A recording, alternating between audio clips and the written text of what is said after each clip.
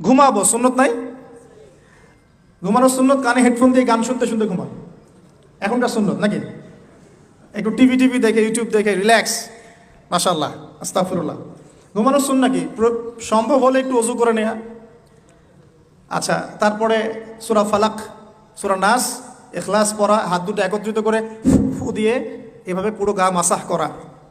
এই কাজটা আরও 2 বার করা, মানে ইন টোটাল 3 বার করা। এরপর সূরা কাফিরুন পড়া।